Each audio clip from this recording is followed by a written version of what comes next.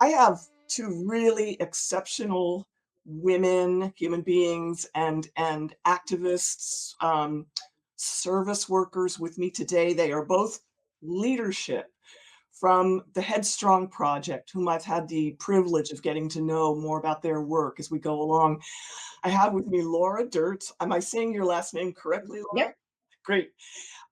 She brings the marketing wheel to Headstrong, and with her is her leadership colleague, the amazing Dr. Amy Williams. She's been a VA professional for over 20 years. She's recently joined the Headstrong Project leadership team as their chief clinical officer.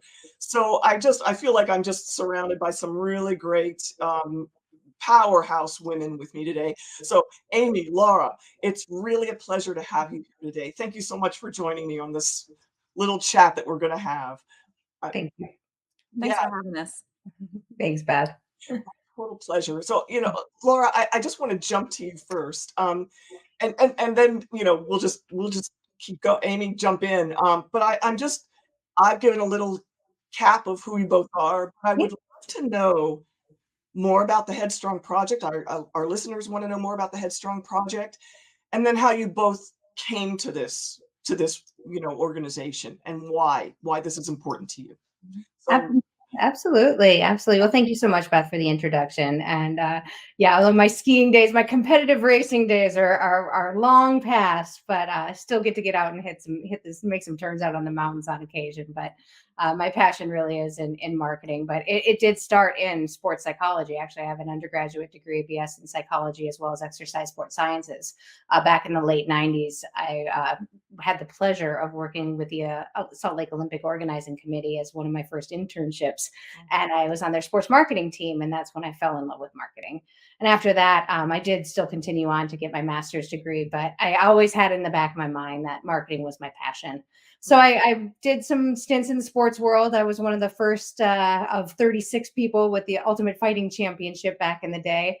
And then I moved on to agency world and learning how to actually do everything.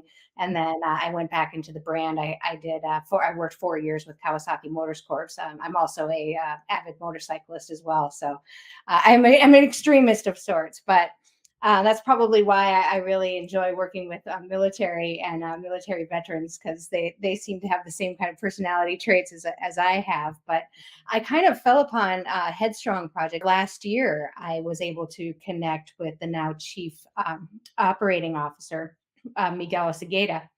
And we just had a conversation, and they were looking for someone to lead their marketing program. And after one phone call, I was hooked. Just hearing where Headstrong was going. They were founded in 2012 by a returning Marine, Zach Iskel, here in New York City. And when he came back from a tour in Iraq, he had realized that he was losing too many of his brothers and sisters to suicide. And he knew he needed to do something about it. So that's when he started Headstrong, when he partnered with Weill Cornell in 2012.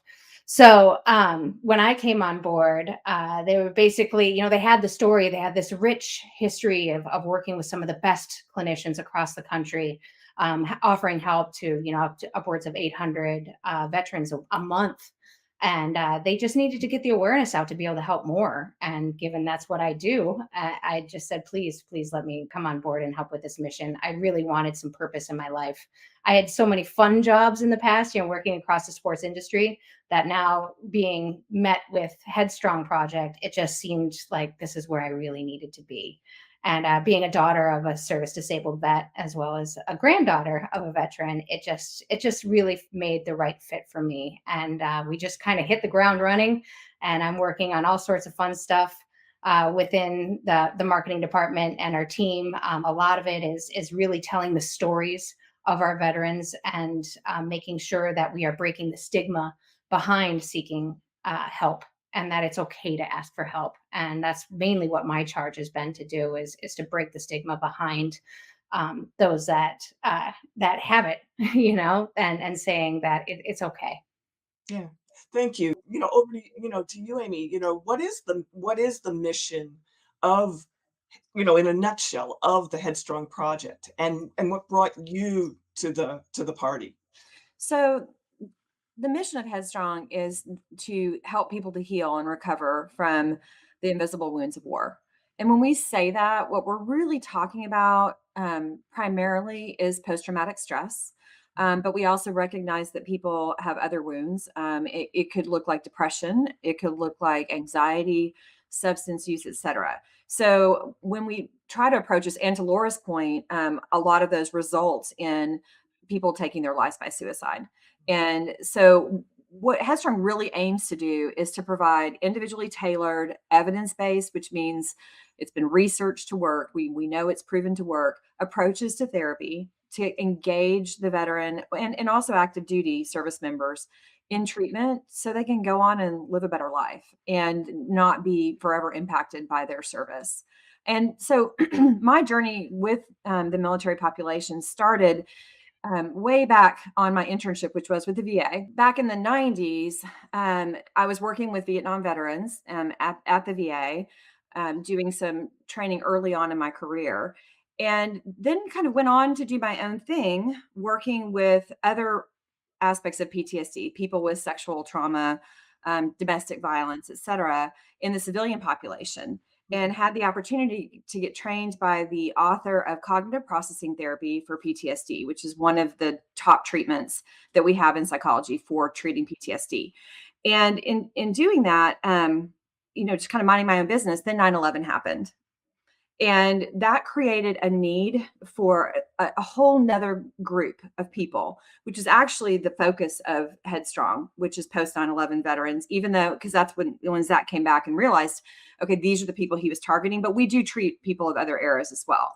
But primarily this whole group of individuals coming back from this new war, and what was going to be the state of the art, how do we best treat them? And so I got back involved as a trainer and consultant, training therapists on how to treat PTSD in this way using cognitive processing therapy.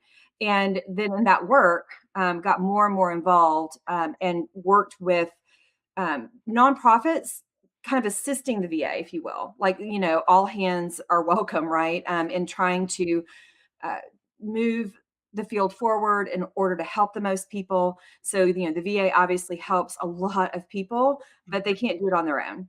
And so when Headstrong was looking for a chief clinical officer, I was already working in the field and was approached by the executive director, Jim McDonough, to, help bring in clinical operations to make sure that we continue to provide like stellar, excellent treatment, to be able to tell our story through outcomes, et cetera, and just to grow this community of providers across the country who are all kind of working in their individual practices and then seeing our clients as part of their practice.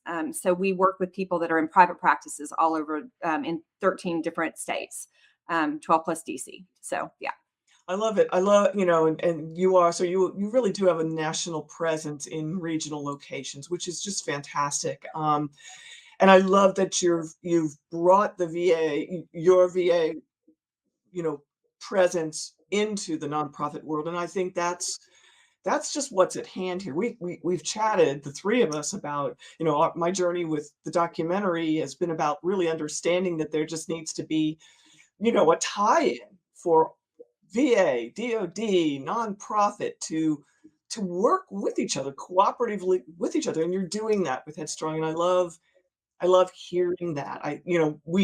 As we discussed, more is needed to just make access and ease and elegance for everyone that needs assistance to get it. You're going to try all your own stuff first. Like, okay, I can get this, I'm going to work through this.